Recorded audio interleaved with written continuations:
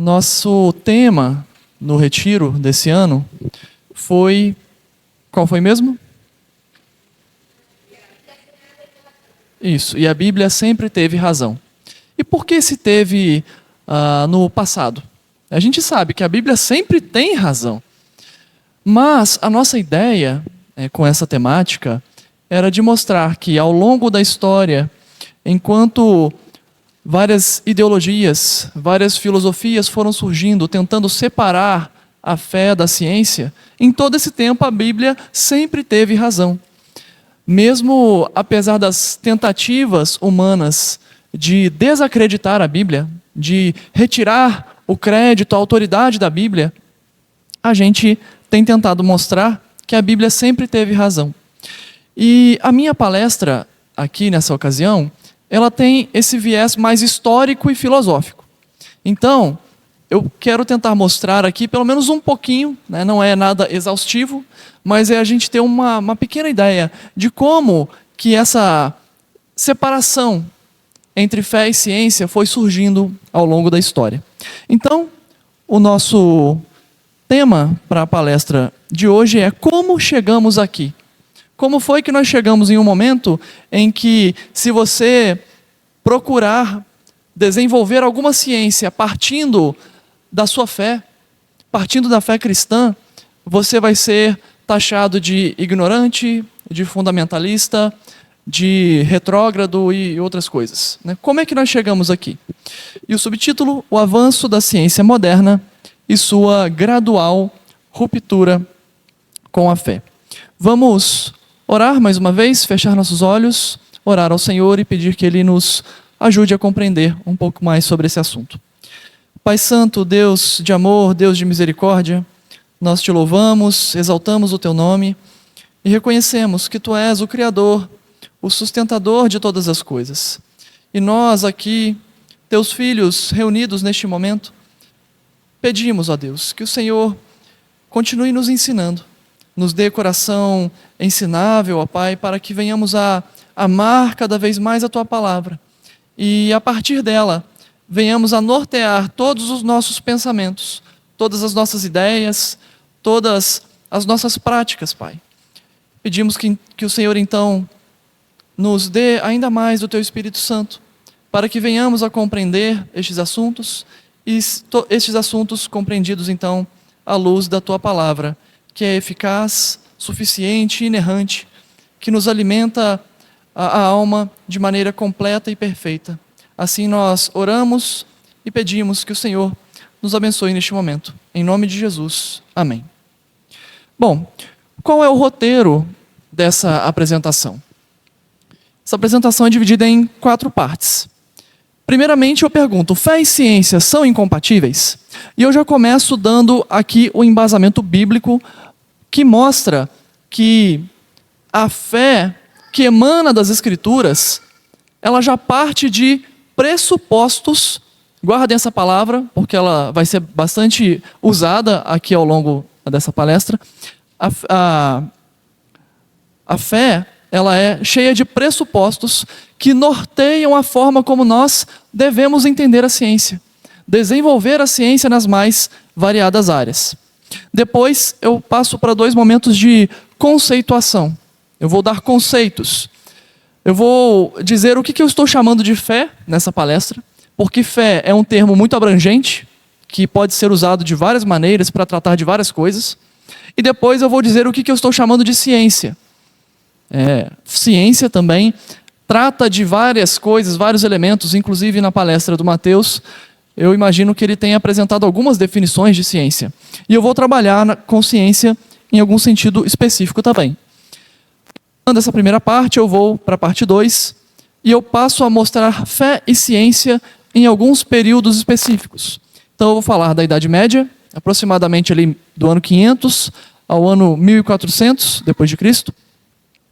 Depois eu falo da Renascença, que vai aproximadamente 1400 a 1600, e Iluminismo, que é quase como um filho da Renascença, que vai de 1600 a 1800. E eu volto um pouquinho no tempo para falar da Reforma, que vai de 1517 a 1600. Por que 1517? Por que a reforma a gente pega a partir dessa data, 1517? O que aconteceu nesse ano? Qual foi o evento que... Certo. As 95 teses, né? Lutero, ali no dia 31 de outubro de 1517. Então, é esse evento que, pela história, é conhecido como ali o ponto de início, né, da reforma. Depois, na terceira parte, eu falo da ascensão e da queda da ciência moderna. Como a ciência moderna avançou atingindo patamares de grandes avanços e como depois disso ela começou a cair novamente. Como ela foi se perdendo depois da sua ascensão. E eu pretendo terminar, né, se o senhor assim permitir, se nós conseguirmos levar o nosso tempo a contento, apresentando algumas considerações finais e aplicações desse assunto. Bom, então vamos lá. Fé e ciência são incompatíveis? E aí eu vou contar com a participação de vocês aqui, lendo estes textos, um de cada vez, e aí você lê e passa para o coleguinha do lado. Começando aqui pelo Miguel. Lê o primeiro texto lá. Está dando para enxergar? Pode ler. No princípio criou Deus os céus e a terra. Gênesis 1:1. Esse versículo, que é o primeiro versículo, ele já apresenta logo de cara os nossos pressupostos fundamentais acerca de várias coisas. Por exemplo, Deus existe.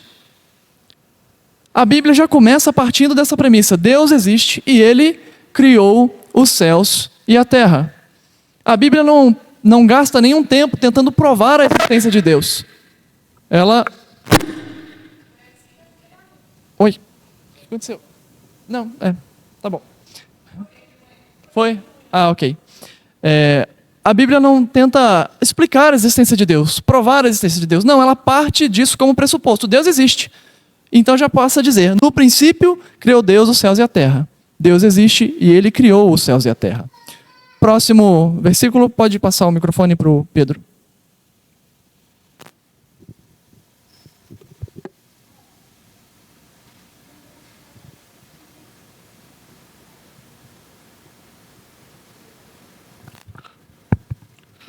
Os céus proclamam a glória de Deus, e o firmamento anuncia as obras das suas mãos. Um dia discursa a outro, um dia discursa a outro dia, e uma noite revela conhecimento a outra noite. Não há linguagem, nem há palavras, e deles não se ouve nenhum som. No entanto, por toda a terra se faz ouvir a sua voz, e as suas palavras até os confins do mundo. Salmo 19, de 1 a 6. O Salmo 19... enaltece a Deus tanto pela sua revelação geral na criação, quanto pela revelação especial na palavra, né? Na lei, nos mandamentos, nos testemunhos, nos preceitos. E aqui esse pequeno recorte do Salmo mostra a criação anunciando o seu Criador, revelando que há um Criador. Ela é uma revelação que é insuficiente para conhecermos a Deus de maneira salvífica, mas a criação já deixa muito claro que há um Criador. Então os céus proclamam a glória de Deus e o firmamento anuncia as obras de suas mãos. Um dos pressupostos fundamentais para nós cristãos é que a criação de Deus revela o seu Criador. Ela mostra que há um Criador. Então, se nós vamos procurar conhecer essa criação, nós devemos também conhecer, antes disso, o seu Criador. Próximo texto.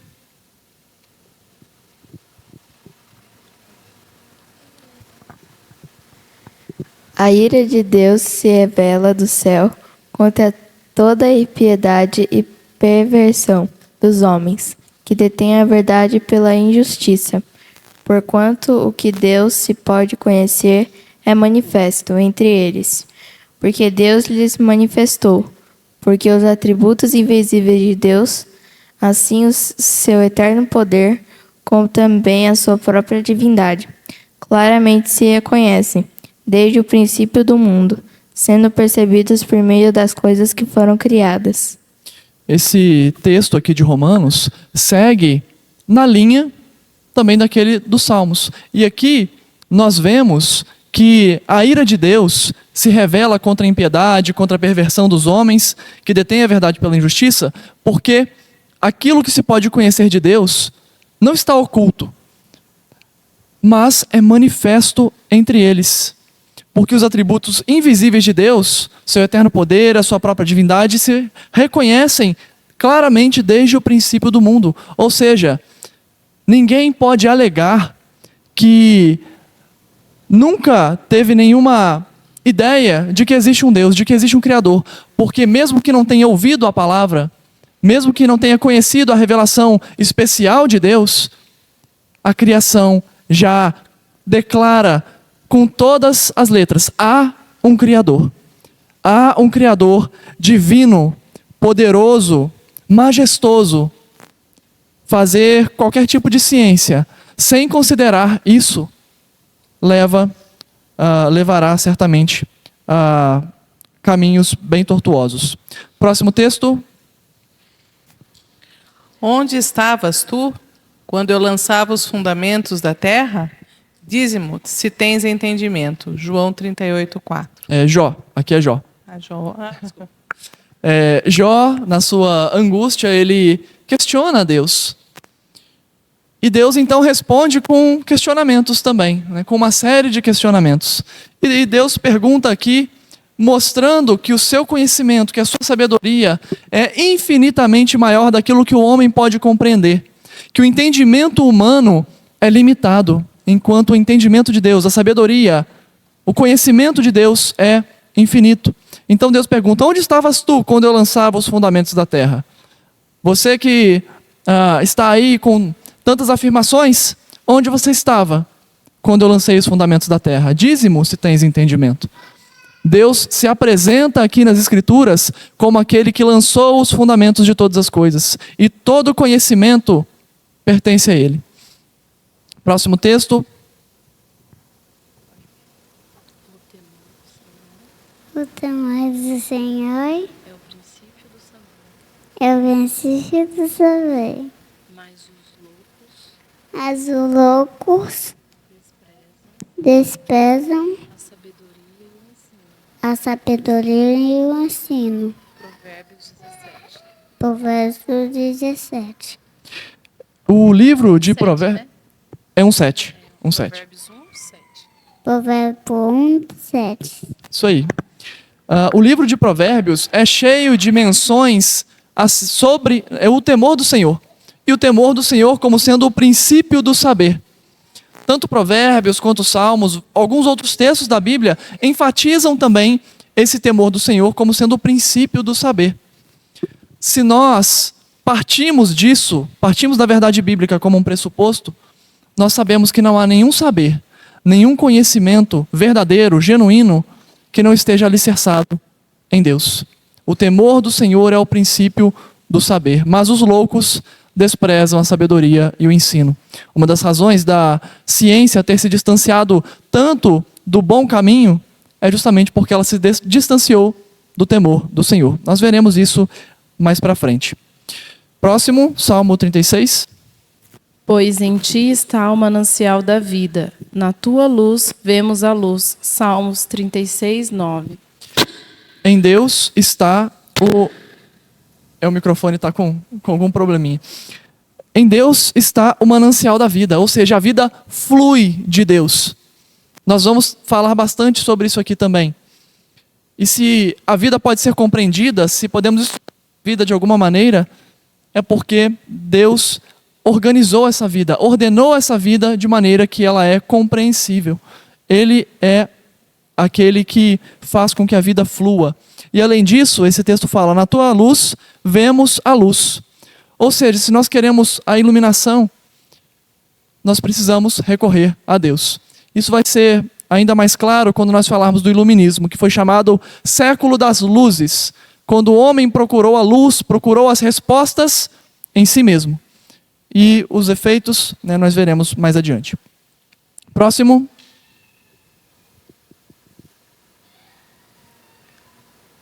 Disse Daniel: seja bendito o nome de Deus, de eternidade a eternidade, porque dele é a sabedoria e o poder. É ele quem muda o tempo e as estações, remove reis e estabelece reis. Ele dá sabedoria aos sábios, entendimento aos inteligentes. Daniel 2, 20 ao 21. Daniel está aqui então orando, bendizendo a Deus e reconhecendo que de Deus é a sabedoria e o poder. E ele está reconhecendo também que é Deus quem dá essa sabedoria aos sábios e entendimento aos inteligentes. A sabedoria pertence a Deus. E aqueles que são sábios, aqueles que têm o entendimento, eles somente têm isso porque receberam de Deus. Ah, mas e os ímpios? Que entendem, que estudam, que têm esse conhecimento? Até mesmo eles só obtêm esse conhecimento à medida que Deus permite que eles tenham esse entendimento e essa sabedoria. Da mesma forma que Daniel diz que Deus remove reis e estabelece reis, Deus é também aquele que dá sabedoria aos sábios e entendimento aos inteligentes. Próximo. Todas as coisas foram feitas por intermédio. Todas as coisas foram feitas por intermédio dele, e sem ele nada do que foi feito se fez. João 1 ao 3.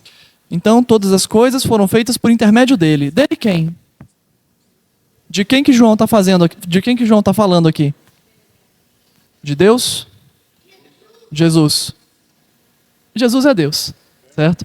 Mas especialmente está falando do Filho, do Verbo eterno, Jesus Cristo. Todas as coisas foram feitas por intermédio dele. Isso é um dos nossos pressupostos mais básicos também como cristãos. Tudo foi feito por intermédio dele, sem ele nada do que foi feito se fez. Não existe nada ou melhor, nada existe que não tenha sido feito por intermédio dele. Partir deste ponto é fundamental para que o rumo da ciência, do desenvolvimento científico, seja correto. Eu vou ler esse daqui que é um pouquinho maior. Gostaria, pois, que soubesseis quão grande luta venho mantendo por vós, pelos laodicenses e por quantos não me viram face a face, para que o coração deles seja confortado e vinculado juntamente em amor, e eles tenham toda a riqueza da forte convicção do entendimento, para compreenderem plenamente o mistério de Deus, Cristo. Então, Paulo está aqui falando do seu desejo de que os laodicenses e aqueles outros que não sido face a face fossem confortados nesse amor e compreendessem o mistério de Deus, que é Cristo. Cristo que foi então revelado. Em quem, ou seja, em Cristo, todos os tesouros da sabedoria e do conhecimento estão ocultos. Em Cristo, todos esses tesouros estão ocultos. Portanto, procurar os tesouros da sabedoria e do conhecimento fora de Cristo é a mesma coisa que procurar água numa cisterna seca, num poço que não tem água ou que está contaminado. Você vai até, de repente, encontrar alguma coisa, mas não vai ser algo bom. Você vai estar caminhando por um rumo ruim, um rumo inadequado. Então aqui é Colossenses 2, de 1 a 3. O próximo, Colossenses 1, 16 a 17. Quem está com o microfone? Pois nele foram criadas todas as coisas, nos céus e sobre a terra, as visíveis e as invisíveis, sejam tronos, sejam soberanias, quer principados, quer potestades, tudo foi criado por meio dele e para ele. Ele é antes de todas as coisas, nele tudo subsiste. Colossenses 1, 16 a 17. Então, esse texto também apresenta pressupostos muito básicos para nós. Qual que é o propósito da nossa existência? Por que nós existimos? Esse texto nos dá uma amostra disso. Tudo foi criado por meio dele e para ele. Por que existe o mundo? Por que existe o universo? Por que nós existimos? Primeiro, nós fomos criados por meio dele e porque nós fomos criados para ele. E nós só permanecemos existindo porque nele tudo subsiste. Passa o microfone para o Pedrinho, que ele não conseguiu ler. Ele vai ler para a gente esse último versículo aqui.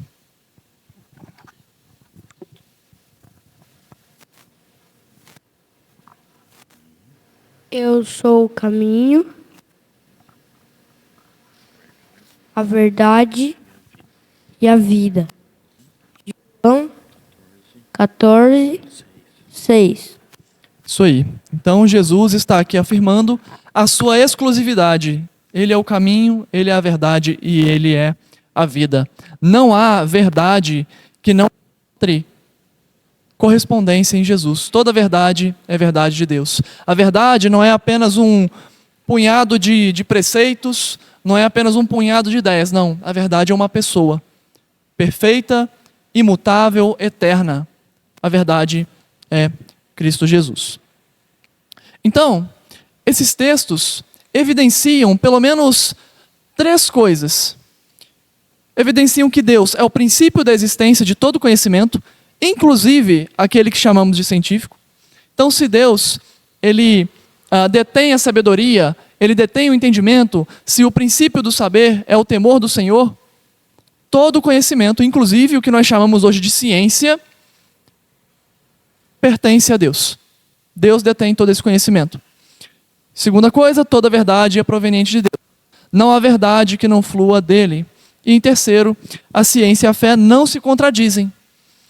Aquela ideia de que, olha, você quer ser um cientista, você pode até ter a sua fé, mas deixa ela lá na igreja.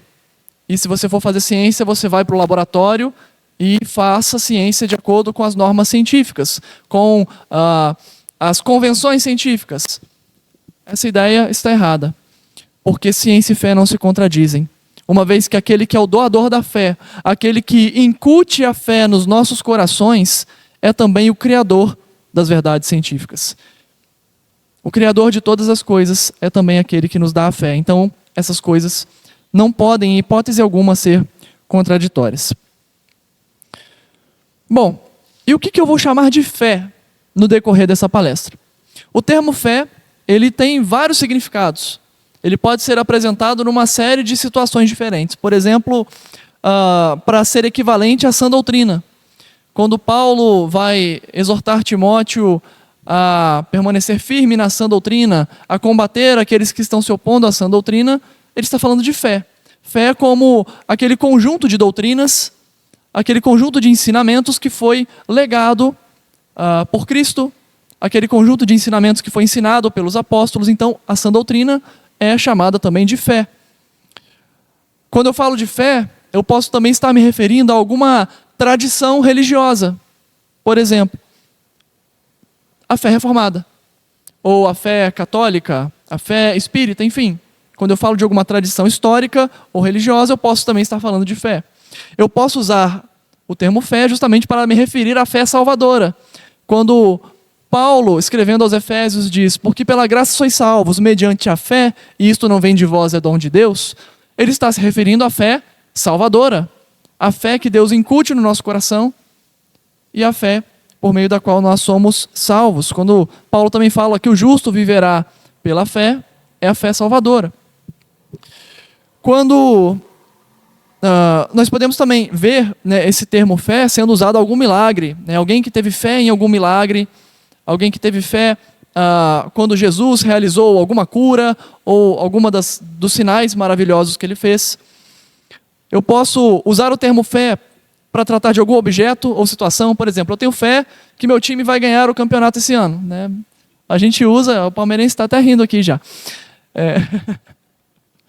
Então a gente usa o termo fé dessa maneira em algumas vezes, dentre outras possibilidades. Mas do que eu vou estar falando então quando eu falar sobre fé aqui?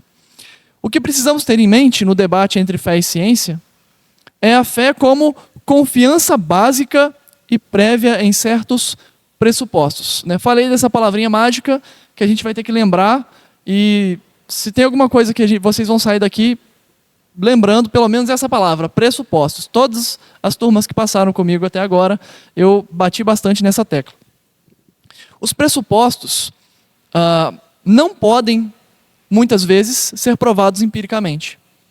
Mas é impossível fazer qualquer investigação científica sem partir de algum lugar.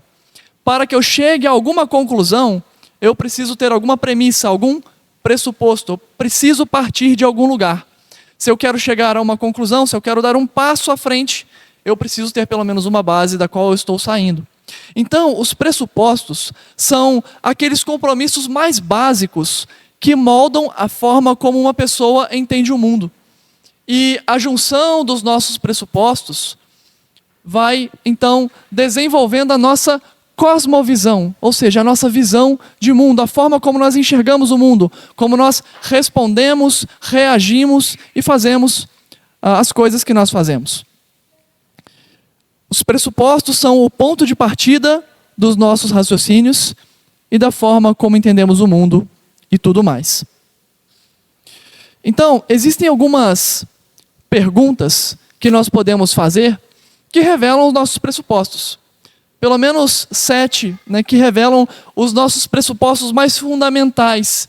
Aqueles acerca do conhecimento, da ética, da moral, acerca da razão da nossa existência, são perguntas fundamentais para revelar esses pressupostos. Por exemplo, o que é a realidade primordial? O que existe antes de todas as coisas? O que sempre existiu? Os cristãos, que são pautados nas Escrituras, vão dizer que a realidade primordial de todas as coisas é Deus. Deus existe antes de todas as coisas, Deus é eterno. Mas aqueles que possuem uma linha, ou melhor, que seguem uma linha naturalista, materialista, eles vão dizer, olha, a realidade primordial é o cosmos, é o universo sempre existiu. Tudo que existiu, tudo que existirá. Imagino que o Mateus tenha apresentado essa citação para vocês, né? Então, aquilo que você diz sobre o que é a realidade primordial, o que veio antes de todas as coisas, determina pressupostos fundamentais, vai determinar conclusões que você vai chegar no seu raciocínio. Segunda pergunta, qual é a natureza do mundo à nossa volta?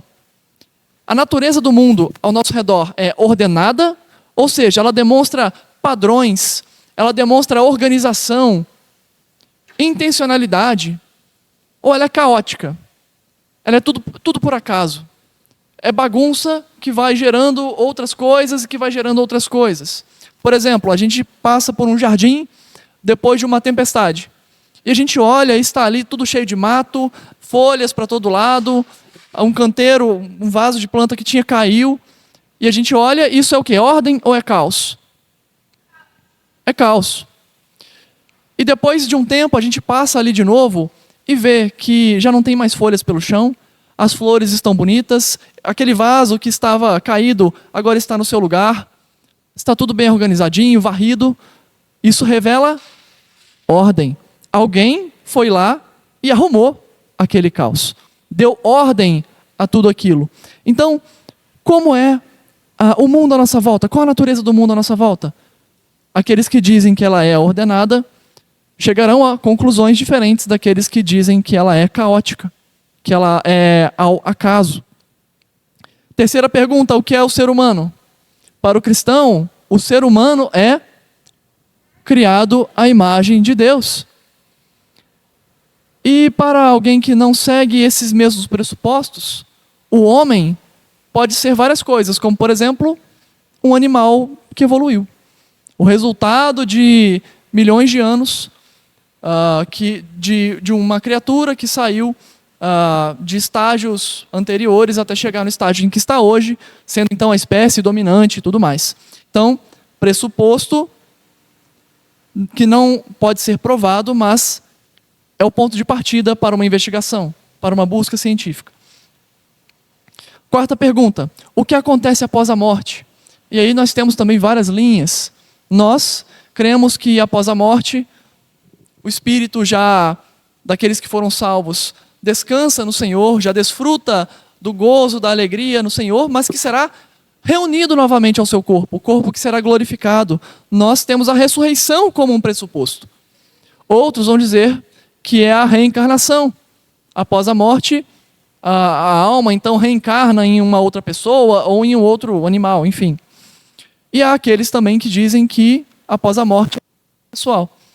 Eu já comentei com algumas turmas e estava vendo certa vez um trecho de um podcast daquele cientista brasileiro que é o Serjão dos foguetes. Quem já ouviu falar? E ele é declaradamente naturalista. Para ele, somente há causa e efeito. não há nada transcendente, não há um Deus que governa todas as coisas. E perguntaram para ele, o que acontece então, no seu entendimento, após a morte? Ele falou, olha, é mais ou menos como quando você pega e quebra o pescoço de uma galinha. Quebrou o pescoço da galinha, pronto, acabou. Acabou, simples assim. Então, é o quê? Extinção pessoal. O que acontece após a morte? Extinção pessoal. E quem acredita nisso vai viver de uma maneira diferente de quem acredita na ressurreição, que vai viver de uma maneira diferente de quem acredita na reencarnação, e assim sucessivamente. Os pressupostos moldam a forma como nós vivemos, como nós pensamos, como nós desenvolvemos as coisas. Quinta pergunta: por que é possível ter qualquer conhecimento? Por que eu consigo entender as coisas? Por que eu consigo compreender as coisas? Alguns, como nós cristãos, partimos do pressuposto de que fomos criados seres racionais por Deus. Deus nos dotou de razão. Deus nos deu capacidade para compreendermos aquilo que Ele manifestou na natureza, naquilo que Ele criou. E outros vão dizer que a racionalidade é resultado da sobrevivência e da evolução. É um instinto humano que foi se desenvolvendo e se manifesta agora, né, pelo que nós chamamos de razão. O homem, então, desenvolveu isso para sobreviver. Sexto, e aqui talvez seja onde os efeitos são ainda mais abrangentes e variados, que entra no campo da ética e da moral. Como sabemos a diferença do que é certo e errado? Como nós podemos saber? Como nós sabemos, nós cristãos? Nós olhamos para as Escrituras e comparamos cada coisa com o caráter de Deus. Aquilo que está de acordo com o caráter de Deus é correto. Aquilo que vai contra o caráter de Deus é errado.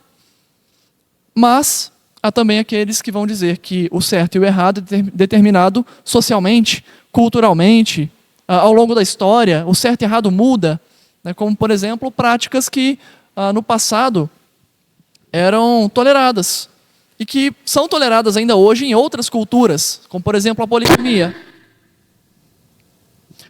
Como, por exemplo, a poligamia, que em algumas sociedades até hoje é aceita. Mas nós, cristãos, reconhecemos que é errado. Os casos em que a Bíblia mostra poligamia, ela não está dizendo, olha, a poligamia é coisa boa. Não. São textos narrativos que nos mostram, por princípio, que teve vários efeitos danosos. Então, nós entendemos o certo e errado com base também nos nossos pressupostos. E aí abre uma vasta gama de situações que vão variando com base nos pressupostos. E, por último, qual é o sentido da história humana? Qual a primeira pergunta do breve catecismo, do catecismo maior? Qual é o fim principal do homem?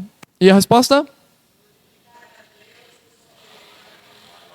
Glorificar a Deus e alegrar-se nele para sempre, ou gozá-lo para sempre.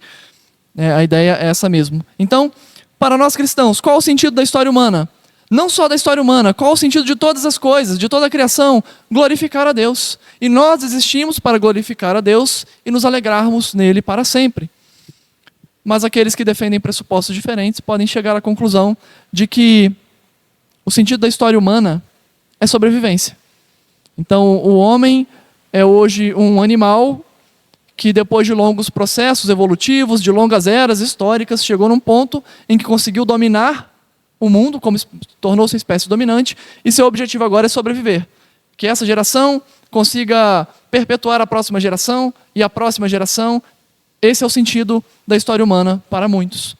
Então, essas perguntas nos ajudam a entender quais são os nossos pressupostos e quais são as possíveis variações deles, né? As ideias que foram apresentadas aqui são apenas algumas possibilidades. Vamos fazer um breve exercício só para a gente analisar quais são as implicações dos pressupostos. Então, vejam bem, um cristão e um naturalista. O naturalista é aquele que acredita, né, que defende, que tem como pressuposto básico que só existe a natureza, não existe nada transcendente, nada que esteja além do mundo natural. Então, é tudo causa e efeito. Então, um cristão e um naturalista olham para uma grande montanha e se questionam sobre a forma como ela veio à existência. A conclusão de cada um será determinada por seus pressupostos. Então, aí, o que vocês acham que o cristão terá como pressuposto diante desse cenário?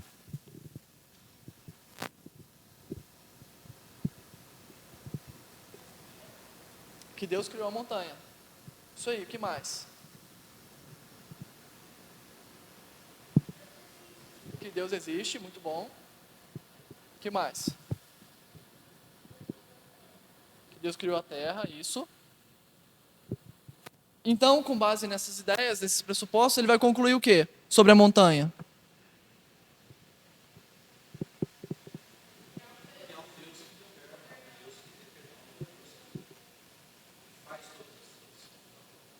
Isso aí. Então vamos ver aqui. Olha, o cristão, quais são seus pressupostos fundamentais? Deus existe? Isso aí.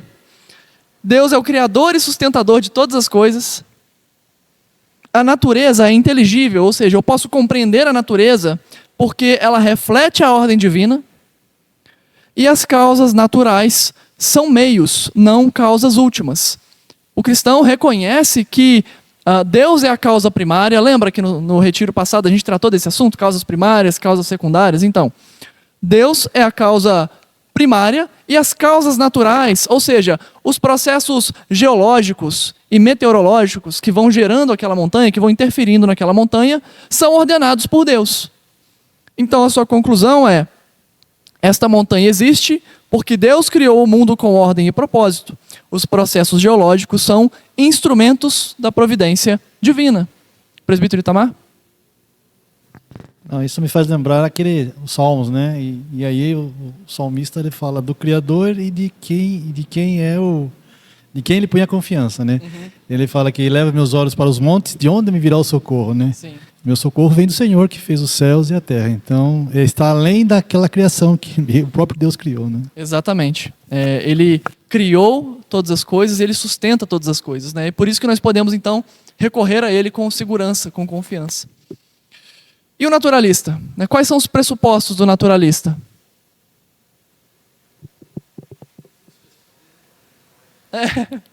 Big Bang é uma ideia, né?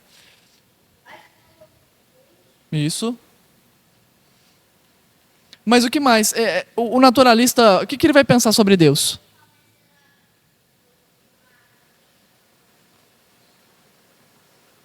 É a questão dos processos, né, que vão formando a montanha. Tem essa ideia sim. Miguel?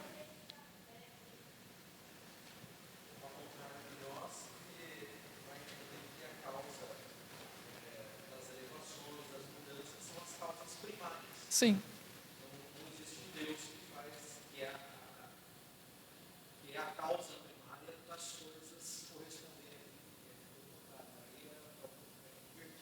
Isso mesmo. Miguel?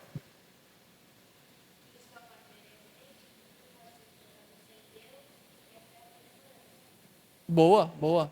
Ele vai acreditar que tudo pode ser explicado sem Deus. Então ele parte do pressuposto que Deus não existe. E aí isso acontece, né?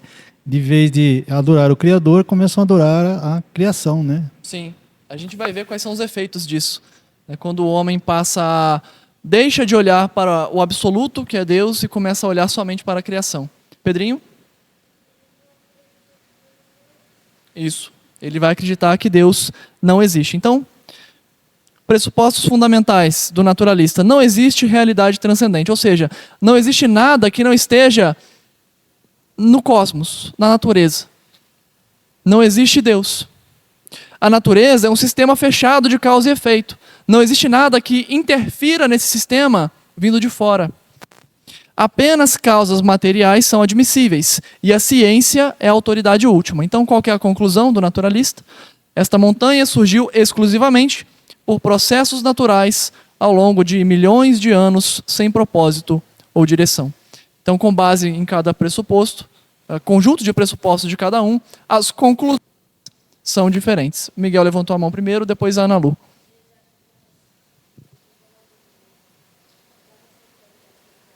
Sim. E, de fato, o movimento das placas tectônicas influencia no relevo. Mas eles vão dizer, olha, só existe isso. Não existe um Deus que está ordenando todas essas coisas de maneira sábia. Então, para eles, a causa primária é as placas tectônicas, né, esses movimentos geológicos. Sim. Isso aí. Ana Lu?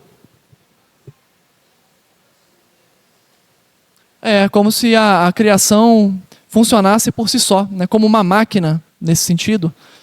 Tanto que nós vamos ver um pouco daqui a pouco, um pouquinho mais sobre isso. Daqui a pouco a gente vai falar sobre essa questão do que é adorado, né, diante dessa questão. Alguém mais tinha levantado a mão? Não, então vamos prosseguir aqui.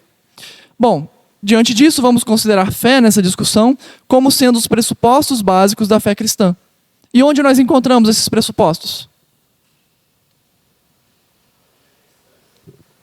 Nas Escrituras. É das Escrituras, da autoridade da palavra de Deus, que nós retiramos esses pressupostos. Mas veja, é possível que alguém vá para as Escrituras e leia as Escrituras tendo como óculos os seus pressupostos prévios, pressupostos que não são compatíveis com a Escritura. E numa das salas que eu rodei, teve uma pessoa que me falou do caso de uma pessoa que chamava: olha, vem estudar a Bíblia na minha casa, tem sido uma bênção, várias pessoas estão estudando comigo, mas a pessoa era homossexual, assim, abertamente. E aí você pensa, como então que essa pessoa vai tratar questões sobre relacionamento no seu estudo bíblico? Ela não vai partir dos pressupostos bíblicos, porque se ela é assumidamente homossexual, ela vai ler as Escrituras com base em outras ideias, outros pressupostos que ela certamente vai passar por cima dos pressupostos bíblicos.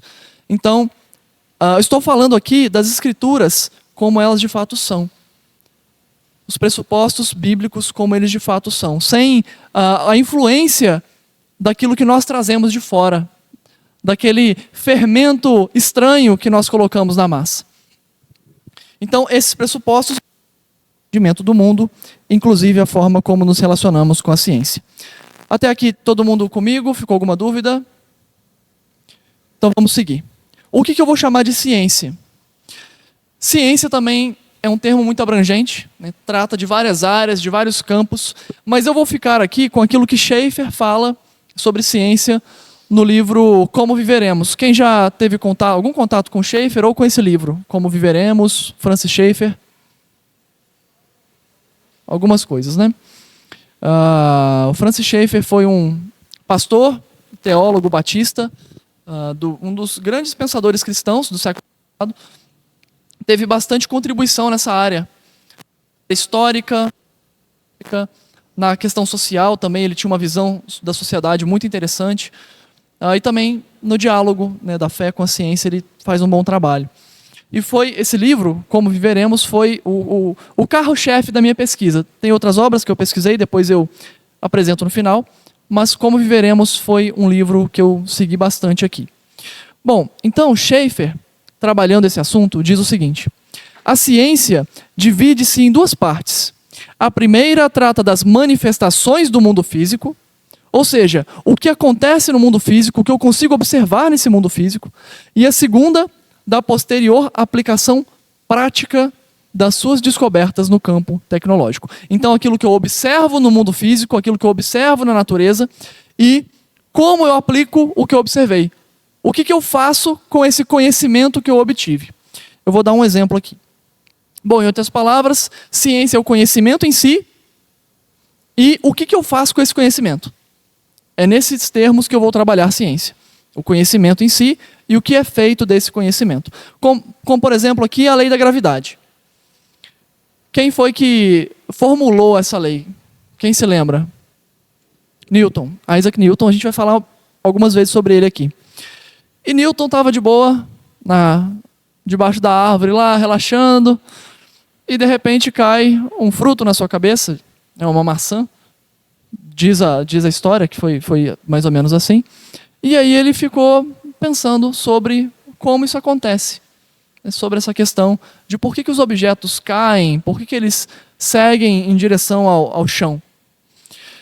E ele, estudando sobre isso, ele acabou formulando então a lei da gravidade.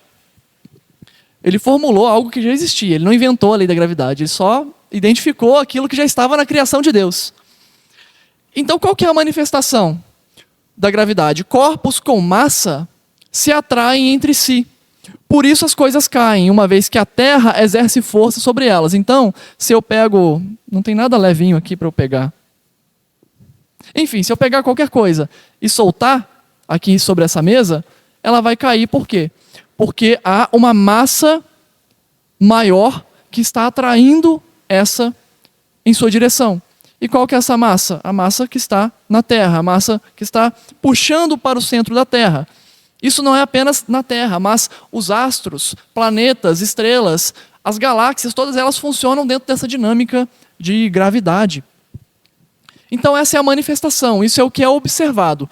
E o que eu posso fazer a partir disso? Como eu aplico esse conhecimento? Bom, é um conhecimento que passou a ser aplicado em várias áreas. É o que é chamado de aplicação ou tecnologia. Por exemplo, em cálculos de navegação, cálculos de voo, decolagem, construção civil, desenvolvimento de máquinas, astrofísica, dentre vários outros assuntos. Estava dando a palestra na turma D, hoje pela manhã, e a Betânia falou, na medicina, o tempo todo, a gravidade é considerada também. Então, por exemplo, vou desenvolver uma máquina, vou fazer com que o avião voe, eu preciso considerar a gravidade. Se eu quero vencê-la, eu preciso considerá-la. Se eu quero construir um prédio que não vai cair, eu preciso levar a gravidade em consideração. E tudo isso. Então, ciência é a manifestação daquilo que está na natureza e aquilo que eu faço com esse conhecimento, que é a aplicação ou a tecnologia. A questão é que a direção tomada pela ciência é determinada pela visão de mundo filosófica dos cientistas. Lembra que eu falei que todos nós temos pressupostos, todos nós partimos de algum lugar para chegar a alguma conclusão? Os cientistas não são diferentes. Não fazem de maneira diferente. Eles partem de algum lugar para tentar chegar a algum conhecimento, para chegar a alguma aplicação do conhecimento. E então aqui vem a ideia dos óculos, da cosmovisão. A nossa cosmovisão é fundamentada em pressupostos. E é como se fossem os óculos com os quais nós enxergamos a realidade. Quem usa óculos, se tira os óculos, já não enxerga tão bem. Tem gente que não enxerga nada se tirar os óculos. Se a gente tiver de óculos escuros, a gente enxerga a realidade de uma maneira. Se tiver com óculos, vermelho, verde, a gente vai enxergar de outra forma. Os pressupostos vão dando a cor, vão dando o grau desses óculos. E o cientista vai estudar as coisas, então, com os óculos daquilo que ele não pode provar cientificamente. Ele precisa sair de algum lugar para chegar em outro. Da mesma forma que nós. Nós conseguimos provar a existência de Deus? Sim ou não? Não. Nós não temos a capacidade de provar, mas nós partimos disso como uma verdade. Para nós, isto é a verdade fundamental da nossa vida. Nós vivemos de acordo com isso. Mesmo que a gente não consiga colocar Deus num laboratório, num microscópio ou num telescópio e estudá-lo. Nós não podemos provar a existência de Deus, mas nós partimos da existência de Deus como pressuposto para todas as conclusões da nossa vida. E o cientista também faz isso, só que não necessariamente pelos mesmos óculos. Os pressupostos da nossa fé não são incompatíveis com a ciência. Por meio deles, partimos do conhecimento que emana da criação de Deus e o aplicamos. Então, lembra, a manifestação e ação. Isso revela manifestação. Aquilo que nós fazemos com o que a criação revela é a aplicação. E nós, então, cumprimos o mandato cultural de Deus. Quando ele diz a Adão para sujeitar e dominar a terra, nós vamos falar também bastante sobre isso aqui. Isso é também desenvolver ciência. É desenvolver a criação. É observar o que é manifestado e tomar medidas para aplicar aquilo que é manifestado na criação. Mas os nossos pressupostos são muitas vezes incompatíveis com pressupostos de outras linhas filosóficas e ideológicas que competem também e, infelizmente, nos dias de hoje, dominam o meio acadêmico e o meio científico. Até aqui, ok? Depois de tudo isso, nós encerramos a primeira parte. São 4, as 3 primeiras são mais ou menos do mesmo tamanho e a última é mais rapidinha. Bom, então vamos ver fé e ciência em alguns períodos importantes. Começando pela Idade Média. A gente podia discutir sobre esse assunto ao longo da história, partindo muito antes disso. Mas eu fiz um recorte Idade Média, Renascença, Reforma e Iluminismo, porque é ali que a mistura dos pressupostos vai acontecendo de maneira mais rápida, né, mais intensa. Então, o período conhecido como Idade Média foi marcado por uma estrutura geral de pensamento e vida cristã. Na Idade Média, a igreja dominava sobre o mundo conhecido naquele tempo.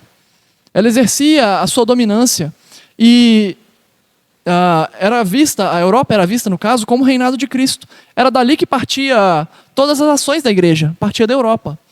Era o império do cristianismo. Aqueles que eram batizados, eles estavam sendo também inseridos na sociedade. O batismo era visto como o ingresso da pessoa na sociedade. Aquele que não era batizado era bárbaro, era pagão. Ele não fazia parte da sociedade. Em outras palavras, aqueles que estivessem ligados à igreja faziam parte da sociedade. Os que não estivessem ligados à igreja não faziam. Não tinham os mesmos direitos. Dessa forma, a igreja como organização exercia um poder controlador sobre as pessoas. Havia o elemento cristão? Havia. Havia ainda os resquícios das escrituras? Havia. Mas já havia algo de errado aí. A igreja utilizava muito disso para poder controlar as pessoas. E Schaeffer vai dizer que o Papa, que era chamado de servo dos servos, é aquele que tinha o dever de servir a humanidade diante do seu papel ali, por mais irônico que possa parecer, era o mais efetivo soberano medieval no auge do poder papal entre 1100 e 1300. Então, o Papa exercia um poder, uma autoridade que era superior muitas vezes aos governantes de nações, de reinos. Ele exercia essa dominância e tudo então estava debaixo do domínio da igreja. E é então por volta do século XIII que o pensador e filósofo Tomás de Aquino, quem já ouviu falar de Tomás de Aquino? Quem já teve a oportunidade de ler alguma coisa de Tomás de Aquino? Ok. Então Aquino introduziu uma forma de pensamento grega e romana na fé cristã. Introduziu esse pensamento que era lá da filosofia clássica da Grécia. Ele buscou isso e trouxe para o pensamento filosófico e teológico da igreja. Aquino era muito reconhecido, muito respeitado na igreja. E as suas ideias começaram a fortalecer também o poder papal, porque começava a colocar o poder humano, a autoridade humana, em pé de igualdade com a Escritura. E a gente vai desenvolver esse assunto aqui. Então ele foi incutindo brechas que pautavam a fé cristã cada vez mais na autoridade dos decretos da igreja do que na Bíblia. A razão humana começou a ficar cada vez mais em pé de igualdade com a revelação de Deus. E o Schaeffer vai falar o seguinte: Aquino sustentava que o homem se revoltou contra Deus e caiu por isso.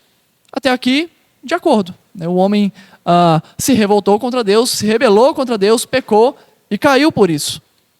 Mas Aquino tinha uma visão incompleta da queda. Ele pensava que a queda não havia afetado o homem como um todo, mas somente em parte. Na sua visão, a vontade estava caída ou corrompida, mas o intelecto, a capacidade do homem de alcançar a verdade pela sua razão, pelo seu entendimento, não havia sido afetado. Então o homem poderia, pelo intelecto, chegar à verdade. Assim, as pessoas podiam confiar na sua própria sabedoria, e isto significava que elas tinham toda a liberdade para misturar os ensinamentos da Bíblia com os ensinamentos de filósofos não cristãos. E é assim que a filosofia da igreja e a teologia da igreja vai recebendo esse fermento estranho. Um fermento que não vinha das escrituras, mas da filosofia grega, da filosofia romana, dessas ideias anteriores ao cristianismo primitivo. Então os pressupostos bíblicos e não bíblicos começavam a se misturar na filosofia e teologia da igreja, e essas abordagens acabaram resultando num afastamento cada vez maior da revelação de Deus, e os filósofos passaram a atuar de maneira cada vez mais independente e autônoma. Alguns textos eu vou só ler, passar um pouco rápido, porque senão não vai dar tempo. Então, aqui é importante. Aquino fez com que Aristóteles fosse aceito, o que coroou a filosofia antiga não cristã. Quem já ouviu falar em Aristóteles? Quem já leu alguma coisa de Aristóteles? Aristóteles é lá da filosofia clássica grega. Ele e Platão exerceram grande influência na filosofia. E Aquino foi beber daquilo que Aristóteles falava, daquilo que ele ensinava. E essa imagem aqui é um recorte de uma obra de arte chamada Escola de Atenas, de Rafael Sanzio. E ela representa ali esses dois filósofos, tanto Platão quanto Aristóteles. Platão é esse senhor barbudo com o dedo apontado para cima. E Aristóteles é esse, aparentemente mais jovem um pouco, com a mão espalmada para baixo. E a arte foi feita, foi pintada para, por meio do gestual desses filósofos, revelar, resumir ali o pensamento de cada um. Platão, com o dedo apontado para cima, está apontando para os absolutos, para o mundo das ideias, para as verdades universais. Enquanto Aristóteles, com a mão espalmada para baixo, está apontando para os particulares, ou coisas individuais. Para aqui, para a Terra, para esta Terra, onde nós olhamos para as coisas e a partir dessas coisas nós vamos encontrar a verdade. Eu vou colocar aqui uma tabelinha que resume o pensamento de cada um e algumas implicações. Por que eu estou fazendo isso? Por que essa mini aula de filosofia aqui? Porque foi justamente nesse campo filosófico que essas ideias que vão separar a fé e ciência foram acontecendo. Então, duas palavras importantes também dentro desse assunto. Absolutos e particulares.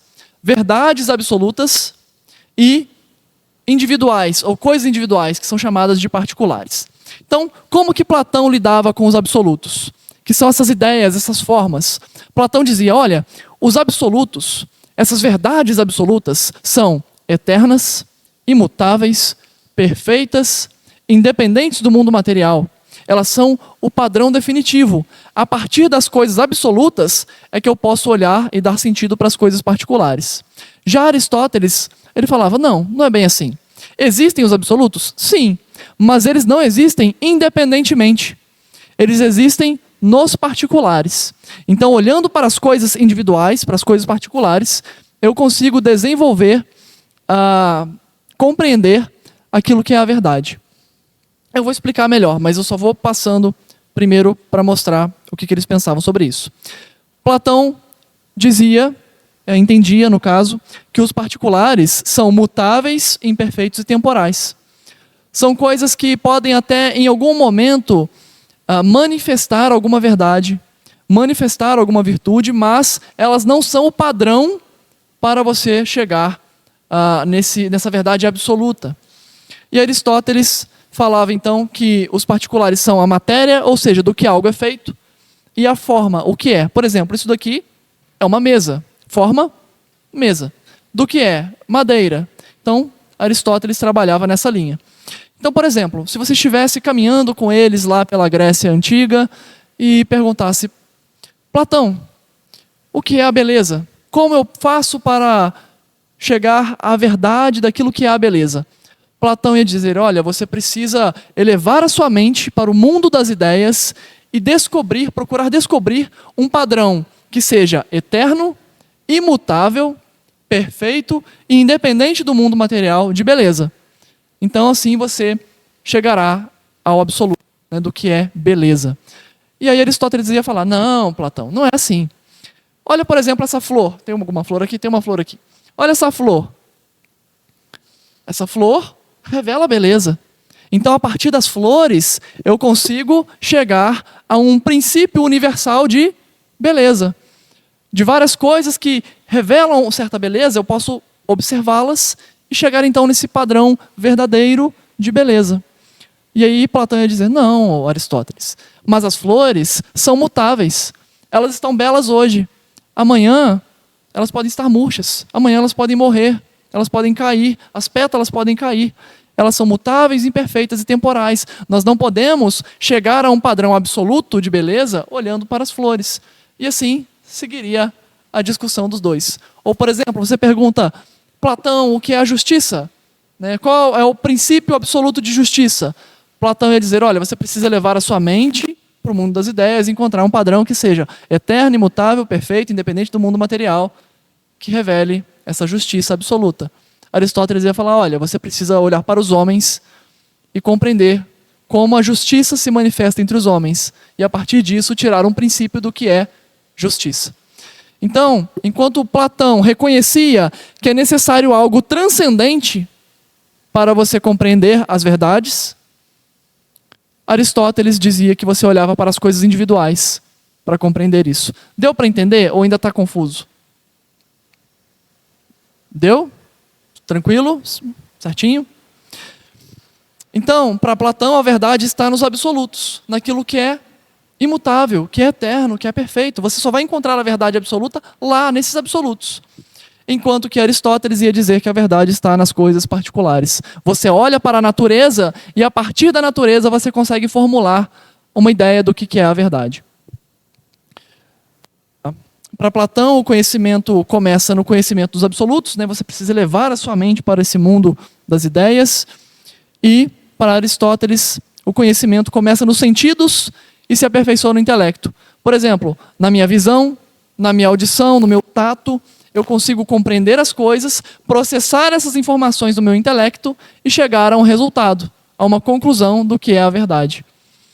Qual que seria a implicação maior? Aí aqui eu já não estou dizendo que é a conclusão que eles chegaram, mas aqueles que seguiram a linha de cada um tenderam mais para essas implicações. Aqueles que seguiram a linha de Platão caminharam mais para o lado da fé. E nós, quando vemos aqui o que Platão fala sobre os absolutos, a gente consegue pensar em alguma coisa? Oi? Em quê? Em Deus. Platão estava reconhecendo já alguns séculos antes de Cristo que para você conhecer a verdade, você precisa descobrir e entender algo que seja eterno, imutável, perfeito, independente, que seja o padrão definitivo de todas as coisas. Ele já tinha entendido que você não pode simplesmente olhar para a natureza, o que nós chamamos de criação, e chegar a uma verdade absoluta. Você precisa olhar para aquele que é imutável e eterno. Então, a implicação maior daqueles que seguiram a linha de Platão foi justamente a questão da fé, e os que seguiram a linha de Aristóteles tenderam mais para uma área que é chamada de ciência, que foi se desenvolvendo na ciência moderna. Qual que é o risco do pensamento daqueles que seguem Platão, né, que seguiram essa linha? Suspeitar ou rejeitar a ciência. Não, apenas aquilo que é absoluto, que é eterno, deve ser buscado. Então, o que está nessa terra deve ser rejeitado. É um risco, né, desse pensamento. E aqueles que seguem a linha de Aristóteles caem no risco, muitas vezes, do cientificismo. Somente as coisas naturais são válidas para o conhecimento verdadeiro. Então, quem seguiu a linha de Platão na sua filosofia? Justino Mártir, Clemente de Alexandria, Orígenes, que foram pais da igreja. Agostinho de Hipona, João Calvino, alguém já ouviu falar nesses caras? Em algum deles? Então, eles se tendiam mais para uma linha filosófica do pensamento de Platão. Enquanto outros, como Alberto Magno, Tomás de Aquino, Hugo Grotius, Roger Bacon e outros, seguiram por uma linha mais aristotélica. E a igreja seguiu quem? Aquino. E Aquino seguia Aristóteles. Então a gente vê que vai caminhando por um lado em que se olha para este mundo e se deixa cada vez mais de olhar para o padrão absoluto, que é Deus, e que se revela nas Escrituras. Então, eu já falei um pouco sobre tudo isso daqui, né? Eu vou passando rapidinho por causa do nosso tempo, mas então Aquino tomou esse pensamento aristotélico e colocou ele dentro do pensamento cristão, que foi ganhando cada vez mais força e que foi contribuindo cada vez mais para o poder papal e para o poder da igreja, porque se o homem consegue chegar à verdade partindo de si mesmo, eu já não preciso tanto da revelação. Havia espaço para a revelação naquele tempo, para a Bíblia? Havia. Mas o homem tem agora uma posição que vai crescendo, crescendo e vai sendo colocada em pé de igualdade com a Escritura. Isso vai trazer implicações para o campo moral e também para o campo científico. Isso foi um passo fundamental para o surgimento do humanismo. O humanismo, ele tem a valorização do homem, né, como algumas de suas bases, com algumas de suas premissas, a valorização da razão e do intelecto. E nem todo humanismo é antirreligioso. Lutero, Calvino, por exemplo, eles eram humanistas, eles tiveram formação humanista ao longo dos seus estudos. E eles valorizavam o homem, valorizavam a razão, valorizavam o intelecto, mas de uma maneira específica e crítica. Eles valorizavam o homem à medida que entendiam que o homem é imagem e semelhança de Deus. Eles valorizavam a razão e o intelecto à medida em que reconheciam que essas coisas são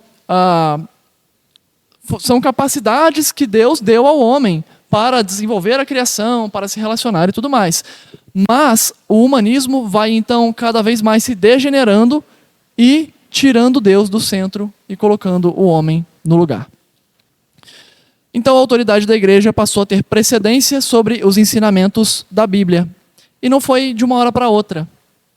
Não é uma carteirada do Papa de uma vez só que acontece. Não. Os pressupostos vão mudando no seio da igreja. Vão mudando a mentalidade dos líderes da igreja e isso vai entrando cada vez mais. Uma mudança gradual. Conforme você mexe nos pressupostos mais básicos, as conclusões vão sendo alteradas. Então, depois da Idade Média, veio um período conhecido como Renascença ou Renascimento. A Renascença foi um movimento cultural que marcou a transição da Idade Média para a Idade Moderna. Existe a ideia de que a Idade Média foi a Idade das Trevas. Tudo o que aconteceu foi ruim, foi um tempo de atraso para a humanidade, mas também não é assim. Foi um período em que houve boas coisas. Mas também a ideia de que a Renascença representou tudo de bom para a humanidade, de que tudo que aconteceu foi bom, também está equivocada. Porque muito do pensamento que se desenvolveu ali não foi bom para o homem. Pretendia alcançar algo otimista, um avanço para a humanidade, mas, como nós vamos ver, caminhou para um pessimismo cada vez maior. Os pensadores renascentistas olharam para trás, olharam para as influências do passado e foram procurar beber delas também. Só que eles olharam para trás e viram, né, na linha cronológica, a igreja primitiva, os ensinos cristãos, os escritos cristãos, e eles pularam por cima. Eles foram beber novamente da filosofia grega e romana. Foram trazendo isso novamente. Essas ideias, principalmente vindas de Aristóteles, continuaram fortes nesse período. E assim, o humanismo da Renascença desenvolveu-se continuamente até chegar ao humanismo moderno. Um sistema de valores radicado na convicção de que o homem é a sua própria medida. Que o homem é autônomo e totalmente independente. Então, eu olho para trás, eu vejo os filósofos enaltecendo a razão humana, a capacidade humana de conhecer, de descobrir a verdade. Então o homem passa a ser, na Renascença, visto como a medida de todas as coisas. Tudo pode ser medido a partir do homem. Alguns artistas importantes desse período tiveram grande contribuição, né, na arte, na ciência também, e um deles foi Michelangelo. Michelangelo, especialmente no campo da arte, foi um dos grandes expoentes renascentistas. As esculturas dele representam essa declaração humanista de que o homem há de tornar-se grande por si mesmo. E Schaeffer, comentando, né, sobre essa questão, diz: o homem há de esculpir-se a si mesmo diretamente da natureza e libertar-se dela. O homem há de vencer. Alguém aqui já viu ou conhece alguma obra de Michelangelo? Na lata, exatamente, Davi, de quem nós vamos falar aqui agora. Davi, muitos de nós pensamos que aquela escultura gigantesca que foi extraída direto do mármore representa o Davi bíblico. Mas não é o Davi bíblico. Michelangelo conhecia traços característicos que deveriam marcá-lo e ele não os inclui ali. Esse Davi, na verdade, né, não é o Davi bíblico. Michelangelo não está nos convidando a lembrar do Davi da Bíblia, mas contemplar o ideal humanista da Renascença. Então, viva o homem é grandioso, o homem é perfeito, o homem é poderoso, o homem pode extrair, esculpir a si mesmo de dentro da rocha. E se você olhar para a arte desse tempo, é uma arte de grande qualidade. Essa escultura, não sei se a imagem aqui está tão boa, mas você consegue perceber os músculos esculpidos ao redor das costelas dele.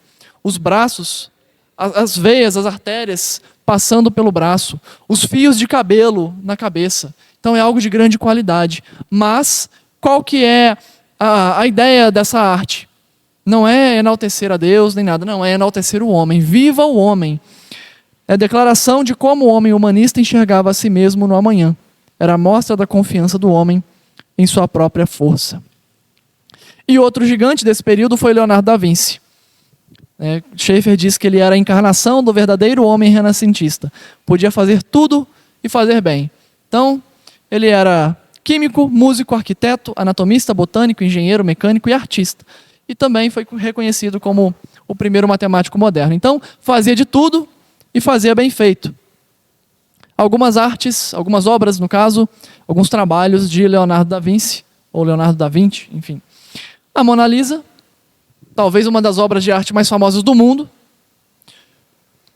O Homem Vitruviano, que fazia parte dos estudos de anatomia, né, de Da Vinci, medindo ali os tamanhos dos membros, a angulação dos braços, das pernas, divisão do corpo, tudo já sendo estudado por ele naquele tempo.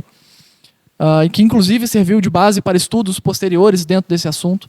E algumas geringonças ali, algumas engrenagens muito doidas. O que são essas coisas? Eu quero ver se vocês vão adivinhar. Aquele primeiro ali, do lado da Mona Lisa. Parece um avião, né? É um modelo de planador, que foi inspirar também aviões posteriormente. Então, Da Vinci, lá por volta do período da Renascença, já estava desenvolvendo esse tipo de coisa. Mesmo que não voasse como os aviões voam hoje, ele já estava trabalhando nisso. Aquele do meio, parece com o quê? Parece com um helicóptero. É o que inspirou posteriormente os helicópteros. Inclusive, esses modelos servem de inspiração até hoje para desenvolvimento de drones. Então, é um mecanismo que Da Vinci já estava imaginando naquele tempo. E aquele último, só uma pessoa até agora acertou em todos os grupos que eu passei. Eu quero ver se alguém sabe. Não é foguete, não é casa, não é peão, não é navio, não é disco voador também. Não, ele também trabalhou paraquedas. Ele também desenvolveu, mas eu não coloquei a foto aqui. Não é um OVNI. Certa vez, um governante agora... Não, mas está no caminho. Não, certa vez, um governante, agora me faltou o nome dele. É só uma questão de curiosidade também. Contratou Da Vinci para desenvolver armamentos. E ele falou, olha, eu quero um veículo que seja blindado e que possa atirar no meu inimigo. É um modelo de tanque de guerra. Então, inspirado ali na carapaça de uma tartaruga para se defender. Então, ali a carapaça para ser blindado, para proteger. E ali ao redor tinha canhões. Então, aquilo ia... Não, foi a Mirella que acertou. Foi a Mirella. Diga.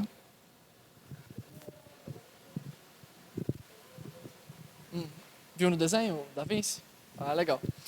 Bom, então, ele já estava trabalhando tudo isso. E as ideias dele serviram de inspiração e modelo para várias outras máquinas, vários outros trabalhos posteriores. Ele contribuiu muito para o campo da arte e da ciência. Mas ele compreendeu aonde o humanismo acabaria chegando. Ele, que trabalhava tanto com a matemática, que trabalhava tanto com máquinas, ele previu a conclusão de todo esse pensamento. Se você parte apenas das coisas particulares, sem ter um padrão absoluto de verdade, no final das contas, tudo, incluindo o homem, é a máquina. Tudo é máquina. O homem é uma máquina, a natureza é uma máquina, o planeta é uma máquina, o universo é uma máquina, é tudo máquina. Se você não tem um padrão universal, absoluto de verdade, tudo é máquina.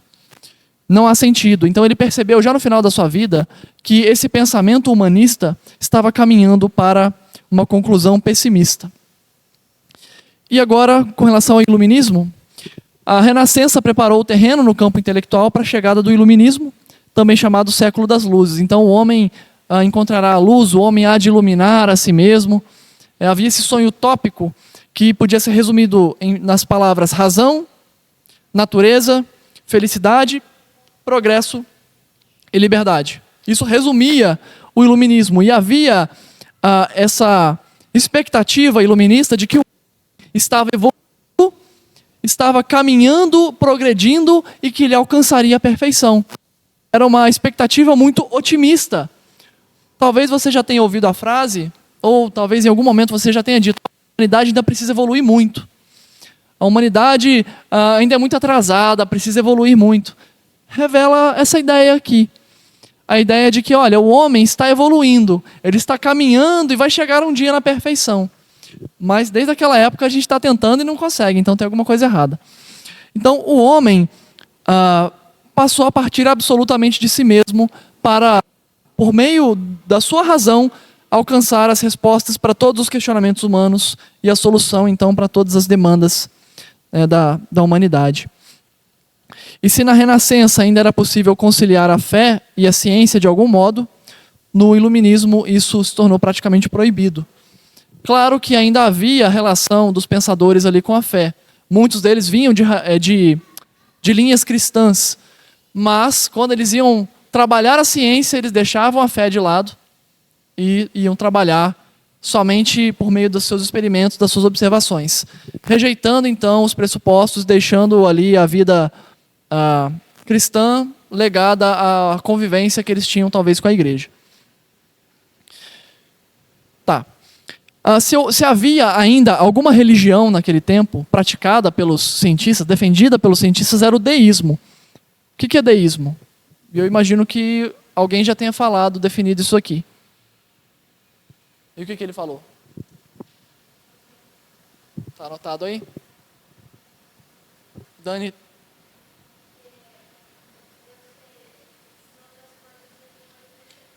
Isso mesmo, essa é a ideia. Quer falar ainda, Miguel? Não? Essa é a ideia do deísmo.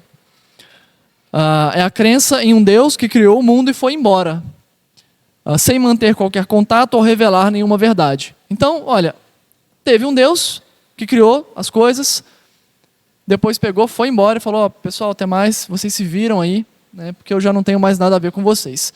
É a ideia mais ou menos ali do relojoeiro, que pega o relógio, dá corda nele, deixa no canto e vai embora. Então o relógio vai ficar ali rodando, a sua criação vai ficar ali funcionando e o relojoeiro já não tem mais parte com ela, já não tem mais relação com ela. Então, em antítese ao iluminismo, que rejeitava absolutos, eternos, imutáveis, transcendentes, e caía na arbitrariedade desses resultados humanistas, houve outro movimento que afirmou os absolutos bíblicos, que pautou-se nesses absolutos, e foi justamente a Reforma Protestante. Pautou-se nisso em todas as áreas, inclusive na área que nós chamamos de ciência. Então aqui, Lutero, afixando as 95 teses, marcando historicamente o início da Reforma Protestante. É claro que houve outras investidas antes dele, mas a Reforma Protestante é datada dessa época.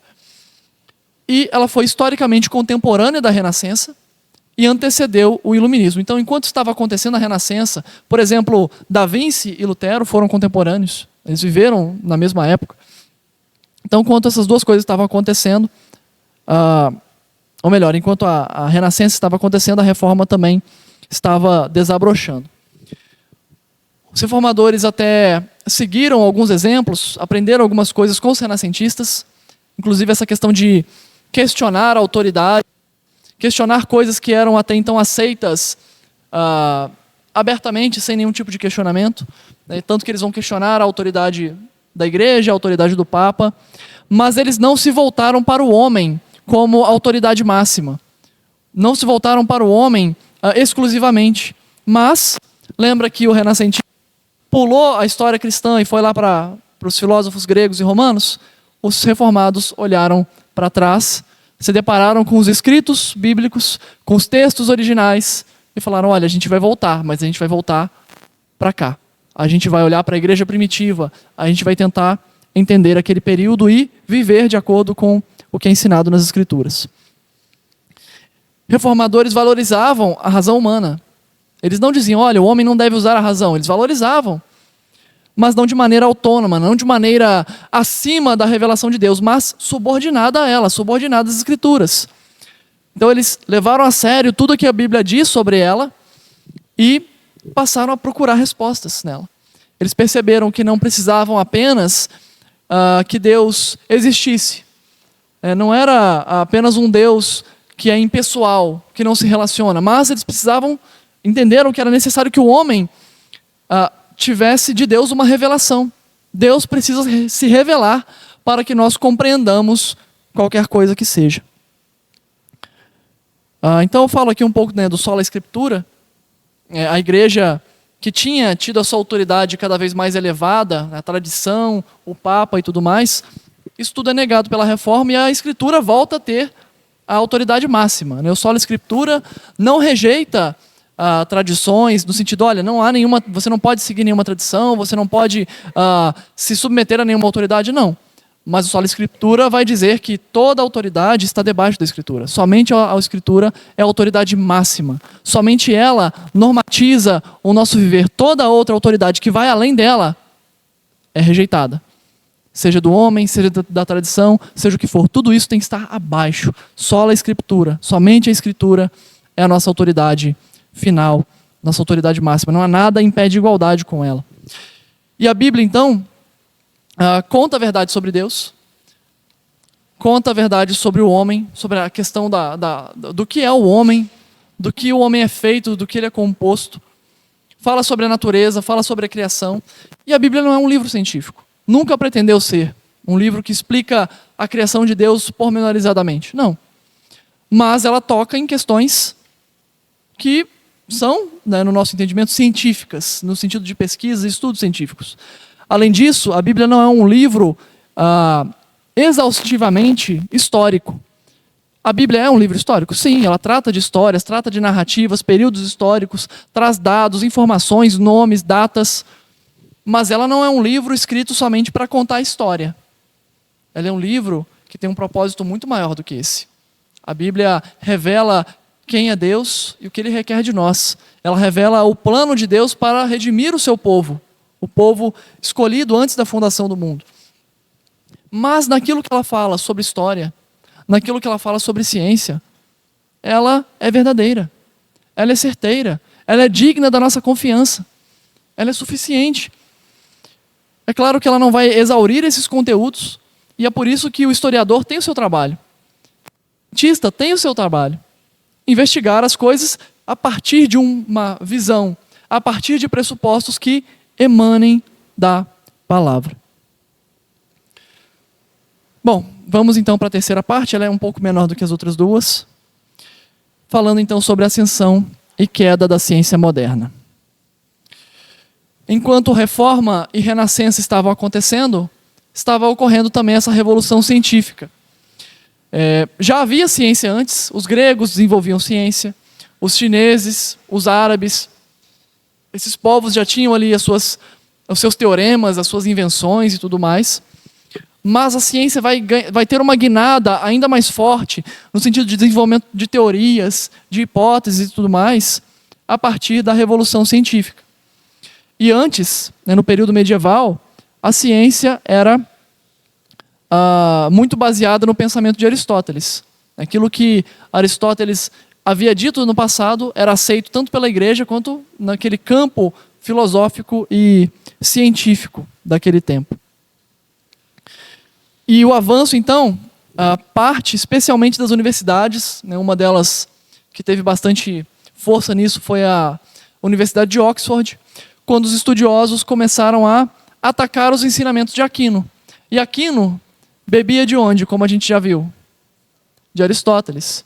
E Aristóteles e Aquino, no caso, eram a base da filosofia da igreja. Eram a base do pensamento científico também que estava acontecendo naquele momento. Então as universidades começam a estudar, começam a fazer outras observações e atacam esses pensamentos. Aristóteles acreditava que a Terra é o centro do universo, ou seja, o modelo geocêntrico.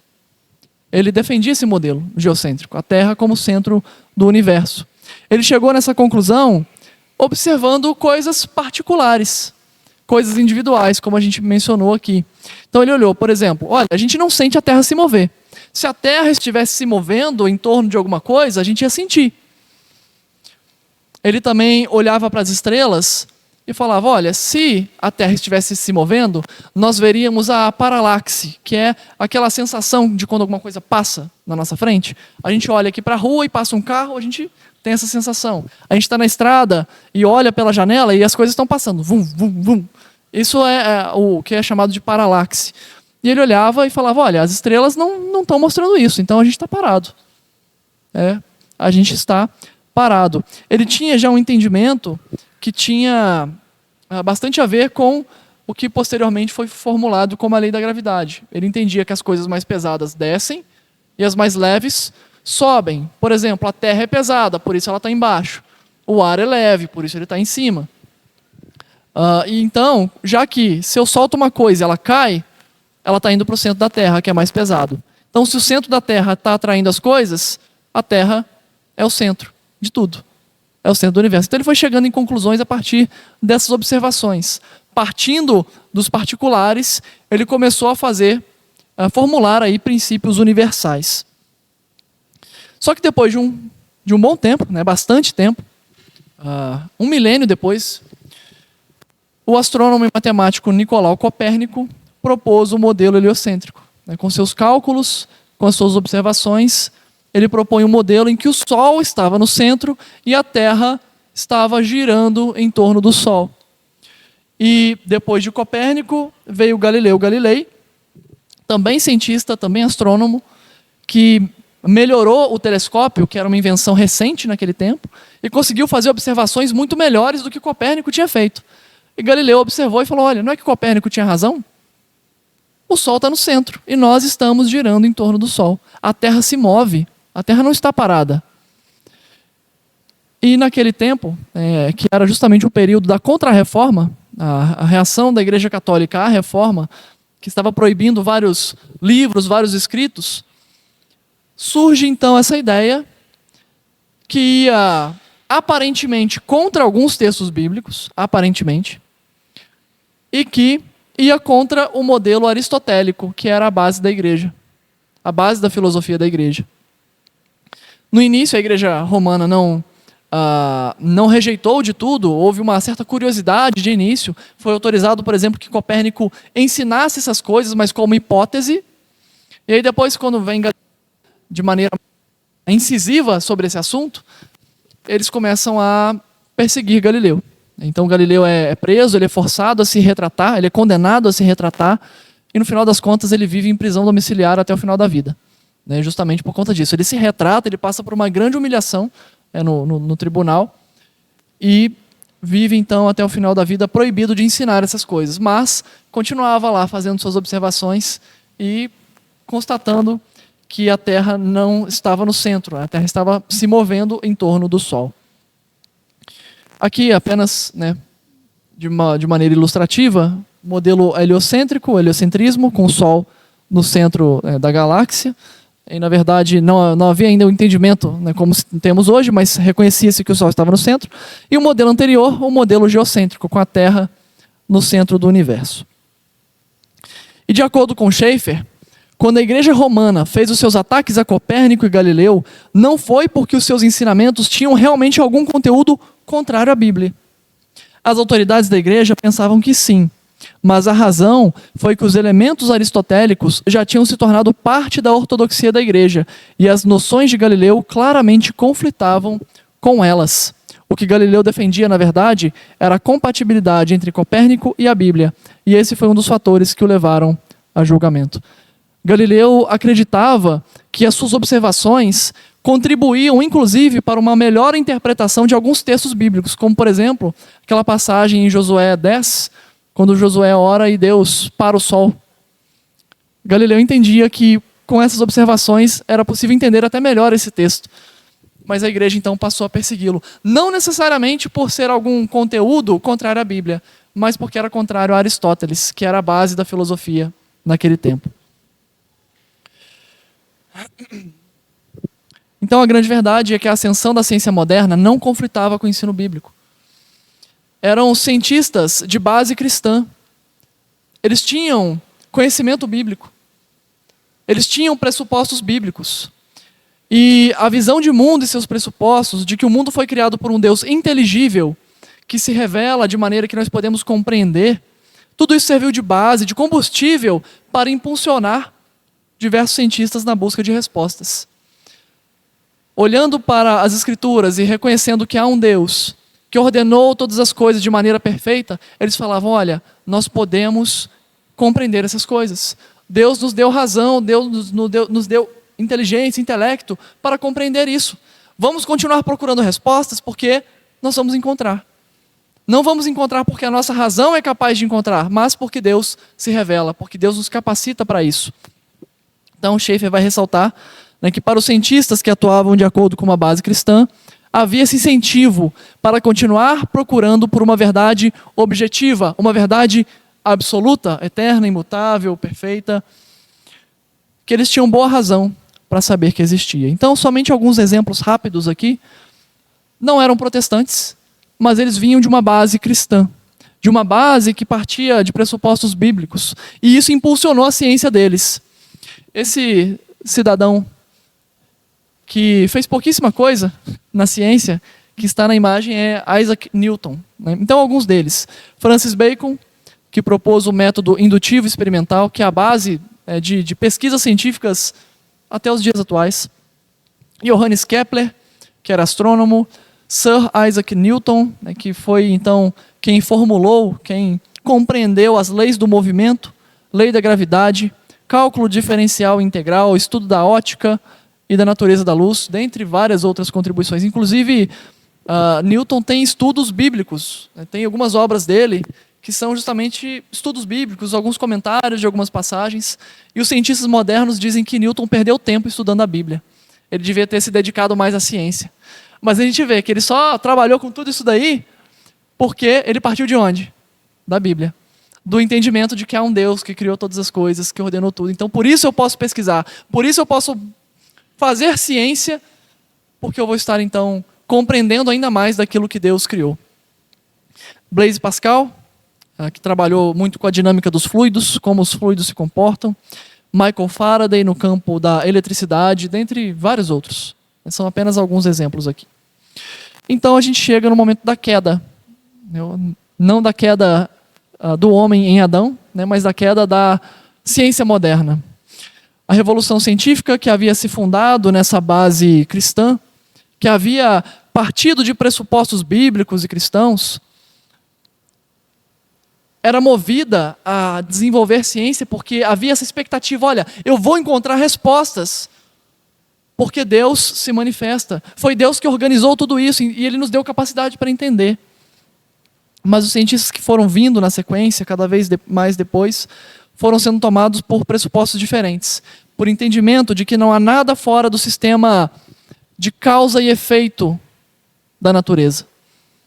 Não existe nada transcendente. É tudo causa e efeito. Então, para eles, em outras palavras, tudo é máquina. Quando esse pensamento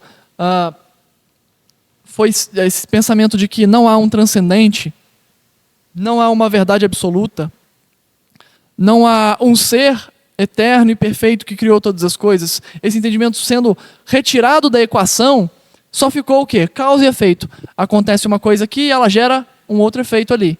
E isso vai em todos os campos. O homem é máquina, a natureza é máquina, o universo é máquina, tudo é máquina. Então eles vão empurrando Deus cada vez mais para o canto, nesse pensamento. Não negaram totalmente a religião, alguns mantinham ali a religião, alguns iam à igreja e tudo mais, mas na hora de desenvolver ciência, eles falavam, deixa a fé no cantinho e a gente vai agora para o laboratório. A gente precisa focar no que é, de fato, ciência. E a fé fica lá para quando a gente estiver na igreja.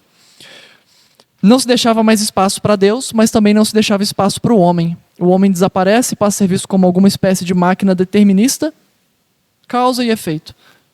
E behaviorista, ou seja, questão focada no comportamento. É tudo baseado no comportamento que gera alguma outra reação e algum outro comportamento. Então, por exemplo, o que é o amor? O que é alegria? O que é paz? O que é tristeza? O que é dor? Para quem pensa dessa maneira, Tudo isso é máquina. É uma série de causas e efeitos que acontecem no corpo humano. São reações químicas, são reações hormonais, biológicas, que vão se desenvolvendo dentro do corpo e que vão causando tudo isso que nós chamamos hoje de amor, tristeza, dor, alegria e tudo mais. Então tudo é máquina. Não existe amor de verdade, não existe felicidade de verdade. Tudo é máquina. E vejam, essa mudança não surgiu por acaso. Ou melhor, ela não surgiu com base em alguma demonstração científica. Não houve alguém que falou, olha, consegui provar por A mais B que dentro da equação só existe causa e efeito. Não. Isso veio justamente porque os pressupostos vieram mudando lá de trás, sendo cada vez mais influenciados, como eu falei, o fermento sendo cada vez mais contaminado, a massa sendo cada vez mais contaminada por esse fermento estranho. E quando a gente muda os pressupostos, a gente muda as conclusões. Então as descobertas científicas deles não implicavam nessa visão de mundo. Foram seus pressupostos mais básicos que os levaram a essa direção. Se tornaram naturalistas e materialistas em seus pressupostos. E aí aqui embaixo eu aponto para a palestra do Mateus, mas vocês já devem ter visto alguns resultados, né, um pouco posteriores a essa época que eu trabalhei, com relação a darwinismo, marxismo e tudo mais. Então a esperança dos cientistas antigos de conhecer cada vez mais o universo criado por um Deus que se revela e que dota o homem de razão, foi sendo substituída por um pessimismo. O homem moderno, que tinha essa expectativa de que o homem há de vencer, o homem vai chegar na resolução dos problemas da humanidade por meio da razão, foi se tornando cada vez mais pessimista. Foram percebendo que não dá para você chegar a uma conclusão concreta, partindo dos particulares, das coisas individuais. É necessário um padrão absoluto. Bom, vou passar rápido aqui por causa do nosso tempo. Eu quero encerrar essa terceira parte, que é praticamente já o final do nosso assunto, né? Vai faltar só as conclusões finais. Eu quero encerrar falando de fé. Fé dentro da definição que eu apresentei no início, como sendo os pressupostos fundamentais, os compromissos mais básicos que nós temos. O químico Louis Pasteur, falar essa palavra a essa hora, né, que a gente está esperando para comer um pastel, é até interessante, né? Então, o Pasteur demonstrou a impossibilidade do conceito de geração espontânea da vida. E qual que era esse conceito? Era amplamente aceito que a vida surgia de coisas não vivas. Então, por exemplo, você tem aqui um punhado de lixo, ou uma carne que está ali jogada, ou às vezes uma água aqui com açúcar, alguma coisa assim. Passa um tempo e você vê, olha, deu larva aqui nesse lixo, nessa carne, apareceu barata, apareceu rato. Olha, nessa água aqui apareceu larva de mosquito. A vida surgiu do nada. Geração espontânea. E essa ideia de geração espontânea perdurava lá desde Aristóteles. Aristóteles já tinha essa ideia de que a vida surgia por acaso, surgia espontaneamente, surgia do nada, de coisas não vivas, se é que a gente pode dizer dessa maneira. Então o que Pasteur fez? Não foi um pastel. Ele pegou ele pegou esse vidro, né, esse frasco, colocou ali uma água, um líquido nutritivo com alguns nutrientes. E é claro, quando você pega algo externo, ele já vem ali com vida, já vem com micro-organismos, né? Bactérias e tudo mais. Então, ele pegou esse líquido, alongou o pescoço daquele frasco, que é no formato de pescoço de ganso, que é chamado aqui, de modo que entrasse só um pouco de ar, mas que não entrasse impurezas ali, não entrasse poeira, não entrasse nenhum sedimento, nem nada. E em seguida, esse líquido foi fervido, ele foi esterilizado, num processo que hoje é conhecido como pasteurização. É muito usado para alimentos, medicamentos, leite e tudo mais. Então, ele já teve uma contribuição científica bem grande só com essa parte, né, do trabalho. Depois de ter sido esterilizado, todos os micro-organismos vivos ali morreram. Não tinha mais nada vivo ali, dentro daquele frasco. Depois de um tempo, ele observou e falou, olha, realmente, nada vivo. Não surgiu vida espontaneamente. continua sem nenhuma vida aqui dentro. O que ele faz? Ele quebra a tampa do frasco, né, o bico do frasco, e deixa ali por mais um tempo. Depois ele volta para ver e tem novas vidas lá, micro-organismos, bactérias, até mesmo possivelmente larva de algum bicho que colocou algum ovo ali. Então ele percebeu uma coisa, que os sedimentos, a poeira, já carregam ali os seus micro-organismos. Isso entrou naquele ambiente que já era nutritivo por si só, e a vida foi se multiplicando ali novamente. O que ele concluiu? A vida não surge do nada. Vida não surge de coisas não vivas, porque enquanto o sistema estava fechado, não surgiu vida. Mas quando eu abro o sistema para que nova vida entre, a vida se multiplica novamente. A vida se espalha novamente. Então ele percebeu que vida só surge a partir de vida. Ele provou que a vida não surge ao acaso. Ela não surge de coisas não vivas. E tem uma frase comumente atribuída a ele, que diz: um pouco de ciência afasta de Deus. Uma ciência rasa, mesquinha, fraca, ela vai te afastar de Deus. Ela vai fazer parecer que Deus não existe. Mas muita ciência aproxima. Quanto mais você compreende a criação de Deus, mais fica claro que há um Deus. Mais fica claro que todas as coisas foram milimetricamente pensadas, organizadas e criadas de maneira funcional por uma mente inteligente, poderosa, que rege e governa todas as coisas. Então, muita ciência aproxima de Deus. Então, meus irmãos, vida não surge do nada. Pasteur provou isso. Vida não surge a partir de não vida. Vida só surge a partir de vida. E a ciência pode negar, ela pode simplesmente partir de um pressuposto que ignora isso, mas nós cremos no Deus vivo e verdadeiro que criou todas as coisas. Para que haja vida, é necessário que haja uma vida anterior que tenha gerado essa vida. Nós fomos criados, somos sustentados pelo Deus vivo e verdadeiro. Esse é o nosso pressuposto mais básico. E a ciência perdeu isso de vista. E perdendo, caminhado por caminhos bem tortuosos. Mas ao mesmo tempo em que Pasteur estava provando que a vida não surge do nada, de coisas não vivas, que a vida só surge a partir de vida, o homem voltou-se para a ideia da geração espontânea, acrescentando um novo fator: longos períodos, longas eras. Então, olha, como que o homem se desenvolveu até chegar até aqui? Como que o homem veio à existência? Olha, deve ter havido uma primeira vida, um primeiro ser que foi se desenvolvendo, foi evoluindo, até que chegou no homem hoje, em longos períodos. Não foi de uma hora para outra, foram longos períodos. Mas aí a gente pergunta, de onde veio esse primeiro micro-organismo então? Esse primeiro ser que deu origem ao homem? A resposta para isso é, olha, ele tem que ter surgido ao acaso. Um ser não vivo tem que ter surgido, então, a partir de uma coisa não viva. Algo que a própria ciência provou que não acontece. E por que eu estou falando de fé? Porque essa fé, ou melhor, essa posição de que a vida surgiu ao acaso e que se desenvolveu ao longo de longos períodos, mostra uma fé enorme. A fé do homem moderno nos seus pressupostos naturalistas. Para você crer que a vida surgiu do nada e chegou ao ponto em que está hoje, depois de longos períodos, você precisa afirmar uma coisa que Pasteur provou que não acontece. Você precisa afirmar que a vida surge a partir de não vida. E isso foi provado que não acontece. Então, a ciência hoje segue muito dessa linha e segue a partir de algo que a própria ciência no passado já provou que não acontece, né? Que não é dessa maneira. Bom, considerações finais e aplicações para nós entendermos, ou melhor, para nós lidarmos com este assunto.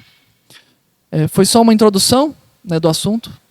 Tem muito mais coisa para se estudar, muito mais coisa para pesquisar, muito mais coisa para ler.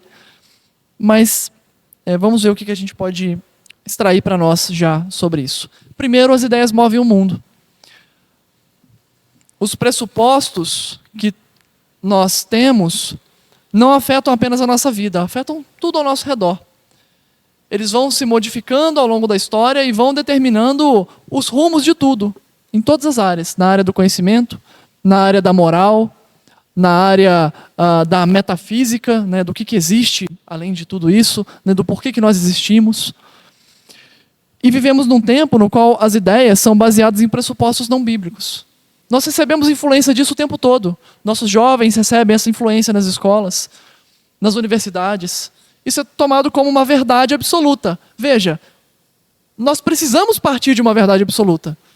Mas a ciência hoje parte de verdades absolutas que não são verdades. Portanto, elas partem já do ponto errado. De mentiras, exatamente. Querem chegar numa conclusão verdadeira partindo de premissas falsas. Isso é impossível. Mas nós não devemos nos acovardar e nos esconder desse mundo. Não é porque a situação não é favorável para os cristãos no campo da ciência, no campo acadêmico, que nós devemos nos esconder, não nos envolver com isso. Pelo contrário, nós devemos ser corajosos em afirmar as verdades bíblicas, corajosos para viver de acordo com as verdades bíblicas, e na medida daquilo que Deus nos capacitar para nos envolvermos com essas áreas, nós precisamos partir disso. Aqueles cientistas que mais contribuíram no passado com a ciência, eles partiram de conhecimentos bíblicos, dos pressupostos bíblicos. E nós devemos também fazer isso. E Jesus, na sua oração sacerdotal, pediu ao Pai o seguinte: não peço que os tires do mundo, e sim que os guardes do mal. Jesus não pediu que nós fôssemos removidos daqui e fôssemos para um lugar onde nós não sofremos com essas influências externas. Ele pediu que nós fôssemos guardados do mal, seus discípulos que estavam naquele momento e os que viriam a crer depois, ou seja, nós. Eles não são do mundo, como também eu não sou. Santifica-os na verdade, a tua palavra é a verdade. Jesus pediu ao Pai que nós fôssemos santificados na verdade, na palavra. E nós devemos radicar os nossos pressupostos, as nossas ideias, sempre na palavra de Deus. Além de moverem o mundo, as ideias movem a sua vida. Determinam aquilo que você faz, aquilo que você não faz, aquilo que você luta para não fazer. E você vive então de acordo com o que você pensa e com o que você crê. Aquilo que você crê vai moldar aquilo que você vai fazer. E muitos dizem crer em alguma coisa, muitos são bastante desenvoltos em afirmar as verdades bíblicas, mas não vivem de acordo com elas. Vivem de acordo com pressupostos mundanos, pressupostos materialistas, naturalistas, vivem de acordo com aquilo que é pregado no mundo hoje. Não. Ah, é? Legal. Uhum. Sim. Uhum. Sim. Porque é possível você ser cristão no papel, né, mas na prática você viver como se realmente não fosse, né? Bom, e aí, já parou para pensar quais são os pressupostos fundamentais que você sustenta? Quais são as verdades das quais você parte para fazer qualquer coisa? Eles são bíblicos ou são frutos do pensamento moderno? São frutos das conclusões da nossa sociedade? Porque, na lógica, as premissas geram conclusões e essas conclusões podem ser premissas para novas conclusões. E muitas vezes a gente pega conclusões desse mundo, mescla com os pressupostos bíblicos e acaba fazendo uma salada terrível e vivendo de acordo com isso. Então, o que nós fazemos revela o que nós cremos. Mais uma vez, Jesus diz: vós sois o sal da terra. Ora, se o sal vier a ser insípido, como lhe restaurar o sabor? Para nada mais presta, senão para, lançado fora, ser pisado pelos homens. Vós sois a luz do mundo. Não se pode esconder a cidade edificada sobre um monte, nem se acende uma candeia para colocá-la debaixo do alqueire, mas no velador, e alumia a todos os que se encontram na casa. Assim, brilhe também a vossa luz diante dos homens, para que vejam as vossas boas obras e glorifiquem a vosso Pai que está nos céus. Nós somos chamados para ser sal da terra e luz do mundo. E muitas vezes nós vivemos como se isso fosse uma verdade para nós, mas a nossa vida cotidiana, a nossa prática, não condiz. Nós não somos sal da terra e luz do mundo, muitas vezes. Nós devemos, então, fazer com que essa luz brilhe diante dos homens. As ideias, os pressupostos que nós carregamos, as verdades bíblicas devem moldar a forma como nós vivemos. Os pressupostos e as práticas não bíblicas devem ser abandonadas da nossa vida.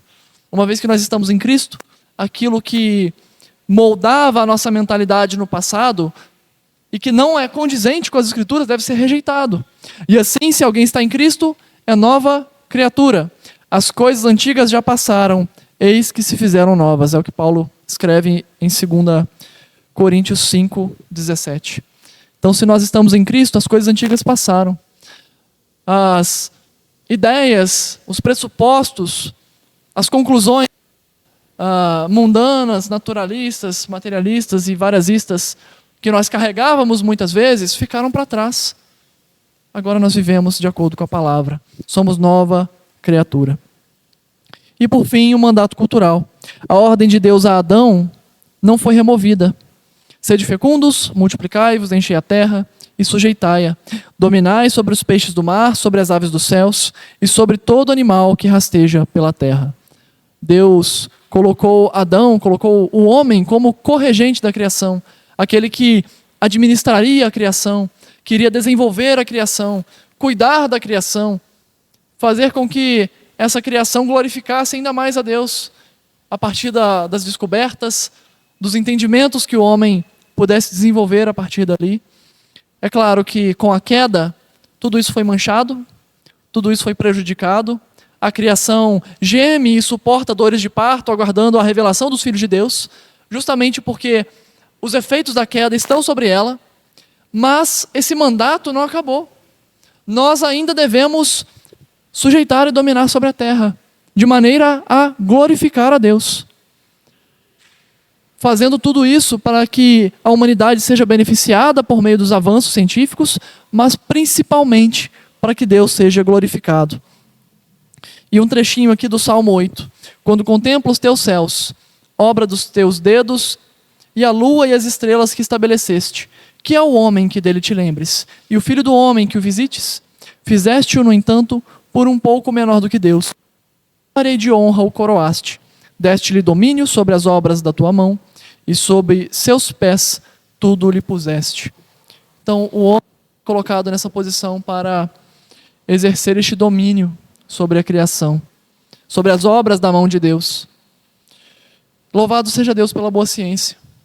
Louvado seja Deus pelos avanços científicos, pelas invenções, pelas descobertas.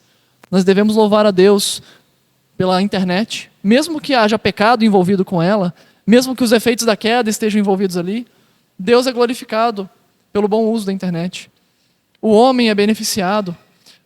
Várias outras coisas, máquinas, aviões, medicina, remédios, vacinas, tratamentos. Louvado seja Deus pela boa ciência, porque isso revela o cuidado do homem dentro daquele mandato cultural que Deus nos deu.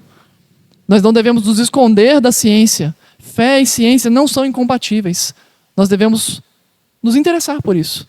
Nós devemos orar para que Deus levante entre nós servos fiéis de Cristo Jesus, que se engajem nessas mais variadas áreas, para servir a humanidade, para desenvolver coisas boas, mas principalmente com o foco de glorificar a Deus. Deus seja louvado, então, por toda a boa ciência, por quando nós trabalhamos a criação de maneira que Ele se agrada. Bom, e assim nós encerramos. Esses aqui são os livros que eu li durante a preparação dessa palestra. Como eu disse, o Como Viveremos, do Francis Schaeffer, foi o carro-chefe, né, da parte histórica desse assunto. Também li A Religião e o Desenvolvimento... Como é que está aqui? Desenvolvimento da Ciência Moderna, do Ruikas.